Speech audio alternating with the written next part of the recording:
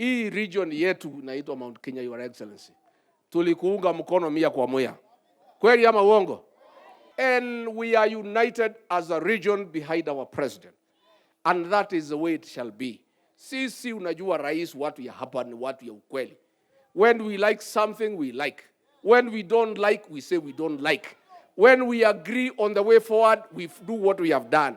Sisi tulikuahidi tutakuunga mkono in your entire term ya 10 years as president of Kenya. But we want to support you united as a region. Kwa sababu hivi ndivyo sisi tunapiganga kura zetu. Na mimi nataka niseme nikiwa hapa Gilgil, I want us to be very, very careful.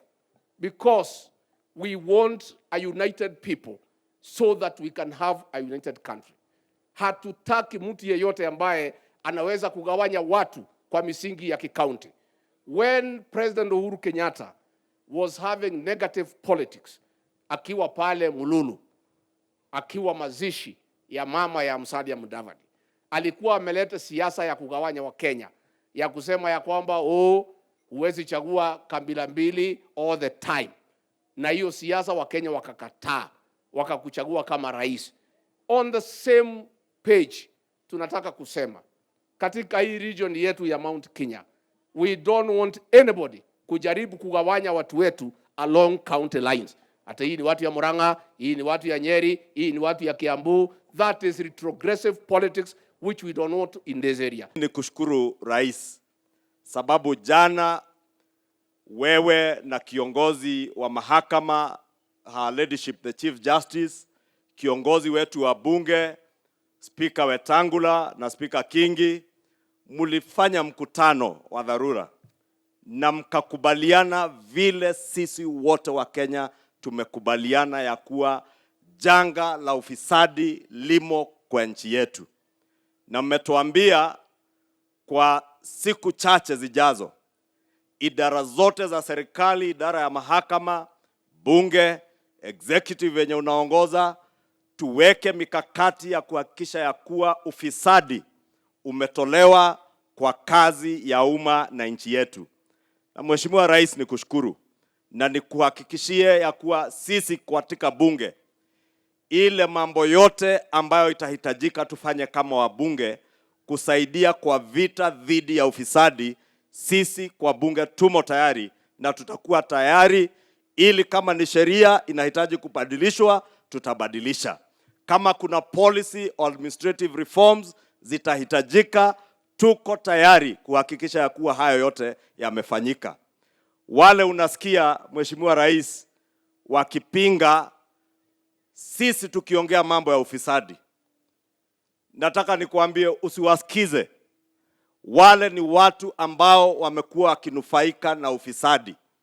Hata hao Osoro wanasema, wale ulisikia jana wakipinga huo mkutano, ni wale ambao wamekuwa wakinufaika na ufisadi na mambo ya kuteka nyara uchumi na nchi yetu kupitia ufisadi. Therefore, Your Excellency, let me just encourage you and congratulate you, her leadership, the Chief Justice, and our speakers in Parliament for the meeting that you had yesterday. And Your Excellency, since we are now all agreed as Kenyans that corruption, state capture are a danger not just to us as a nation today, but even to future generations, that corruption remains the single most threat to our nation's welfare, Your Excellency. We want to thank you for convening the meeting that the judiciary requested. And you are all agreed. Those in the judiciary now agree that corruption is a problem. Those of us in the legislature agree that we have a problem of corruption in Kenya. Those of you, Your Excellency, serving under your leadership in the executive, you have also considered that indeed corruption is a cancer that we must deal with.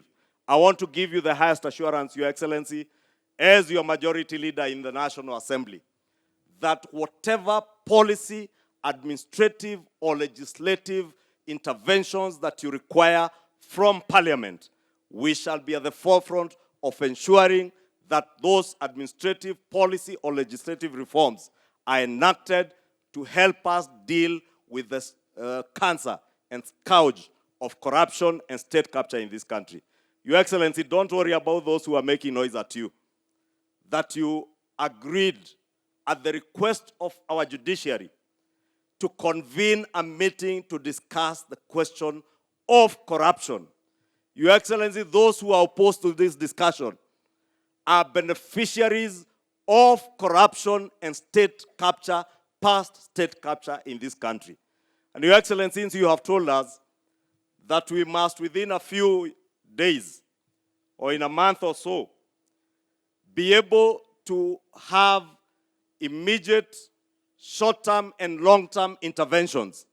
Your Excellency, unajua, I have a small proposal that I will be bringing to the table, that in the medium term to the long term, for this country to be able to address the question of corruption, we must institute a state capture commission that we will deal decisively with how people who hold offices in this country use their offices to capture the state and perpetuate corruption as a norm or as a way of life in public office, Your Excellency. I will therefore be presenting proposals, Your Excellency, be it to the executive, to the judiciary, and even to Parliament, on the establishment of a state capture commission to help us to decisively deal with the scourge and the cancer of corruption in our country.